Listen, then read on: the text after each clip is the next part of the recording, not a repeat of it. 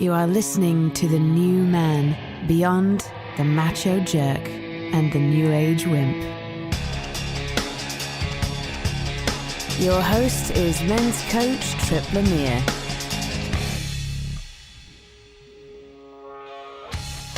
Are you busy but still feel like you're not doing enough? Does it seem like it's all on you to keep things on track? And do you think that being more productive would solve all of these problems? Today, we explore the possibility that our desire for greater productivity may actually be rooted in fear or delusion.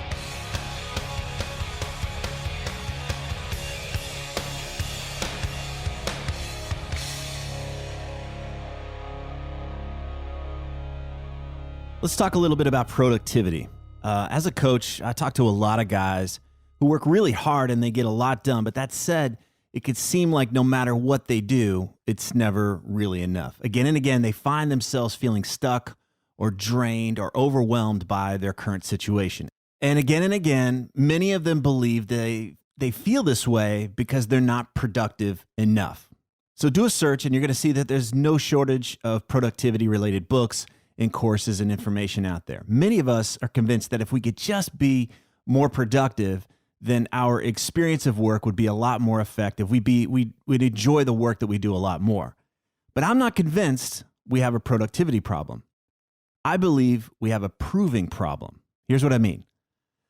Let's imagine I'm coaching a C-level executive and he has a laundry list of challenges he's facing in his company.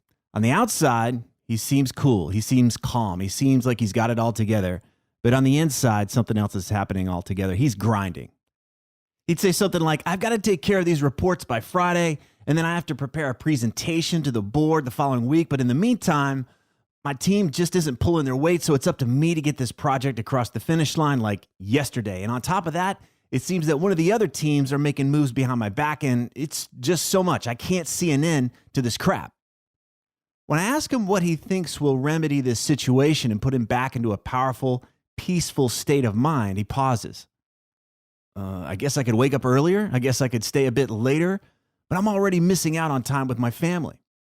I understand, I say, and tell me, who is asking you to shoulder all of this stuff? Are these your actual deliverables? And he pauses again. Well, I guess, not really. I mean, I set these deliverables, and to be honest, if someone hints at wanting something, I just say yes to it without even thinking, he says. Okay, so if you set these up, does that mean you could redefine what is to be delivered by whom and by when? I ask. He pauses again. He's really chewing on something. I mean, he says, I guess I could, but what? I ask. I guess I could, but it just seems like I'm admitting defeat. It seems like I'm admitting that I'm a loser. Deep down, I believe I should be able to handle all of this stuff. According to who? I ask. Your boss? No, she's fine. I mean, we don't really talk about these things much. She's always saying I'm doing great, he says. I think it's me, he continues. I think I'm the problem. I have a really hard time doing just enough because that's what slackers do. I feel like if I only do just enough to hit the mark, then I might be vulnerable to criticism or I might make it easier for someone else to take my job. So I say, if you take it all on, if you over-deliver, if you constantly prove that you're valuable, then what? You'll be safe? Is that it? You're going to feel safe? Yeah, I never really thought about it that way, but yeah, he says. And have you ever really sat down with the boss to talk about what's truly expected? Do you have a grounded sense of your performance and position in the company? Or are you living in your own bubble of fear and constant self-criticism? I ask. He says, all of my assessments show that I'm going above and beyond, but it doesn't really land for me. I'm in my own bubble, like you said. I'm constantly whipping myself and beating myself up over things that probably don't even show up on my boss's radar, he says. So I ask, what if you weren't in any real danger? What if instead of wondering when the axe was going to fall, you could learn to challenge that voice of fear in your head? What if instead of doing 30 extra hours of work every week in order to prove your value, you could learn how to say no without being a dick or without putting your job at risk? I ask. So let's pause there. What are we taking away? Many times when we're feeling driven into the ground by our work, it's because we're piling it on ourselves. We've convinced ourselves that there's a big monster under the bed. But instead of grabbing a flashlight to take a look, we instead double down and strive to prove our value or worth in order to feel safe. We believe it's too, quote, dangerous to push back. We fear saying no because we automatically assume that if we ruffle any feathers, then we'll be forced to live on the streets or worse, work for a cable news channel. But there's a tragic flaw to this strategy of proving our worth and our value.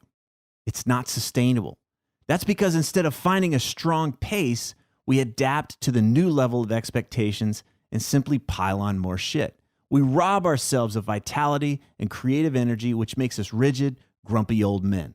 We fill ourselves with toxic resentment, which pushes others away. We withdraw into our bubble of delusion, and that kills trust. In other words, in our efforts to create more safety and certainty, we just end up becoming our biggest liability. So let's talk about what we can do. We can learn 3 basic steps to quit playing the victim and step into our creative power here. Number 1, we got to challenge the monster under the bed. We've got to challenge that voice of fear when it tries to convince us that we're always in, quote, danger, or we're always on the verge of disaster. We can ask ourselves, is it really true that the sky will fall if I don't prove to the world that I'm exceptional or deliver X by next week?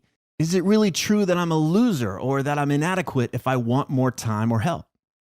Number 2, we got to own what we want. Instead of playing the yes man, let's slow down. Let's ask ourselves, given that this is the situation, how do I want to respond? How do I want to address this challenge while also taking care of myself and being the father or the husband or the friend that I really want to be? And number 3, we got to have a skillful conversation. It's one thing to act with integrity with ourselves, and it's quite another to walk that talk with others. And most of the time, this is where we fall short simply because we don't want to have uncomfortable conversations. It makes sense. But consider this. These difficult conversations, they're just simply a skill that we can learn to develop. Now, here's the deal. If you're in a situation where 1, being honest with yourself, number 2, owning what you want in a way that aligns with your deeper values, and number 3, you can't act accordingly within your organization, well, that's good data. That tells us that you've got an opportunity to create greater alignment between your values and the work you do in the world. And we'll save that discussion for another time or a coaching session. So the next time you catch yourself feeling trapped or drained or isolated or overwhelmed, I encourage you to slow down. I encourage you to work through these steps several times a day. And here's why. Most of the time, when we get over our need to prove anything to anyone, we automatically feel much lighter. When we engage these tiny yet, quote, dangerous conversations, the world says yes. I've seen this time and time again that when we clearly speak up for what we want, and I'm talking about doing this without lashing out or being a dick, we get what we want. And even if it doesn't immediately produce rainbows and puppies, the situation is far from the end of the world that our primitive brains want us to believe.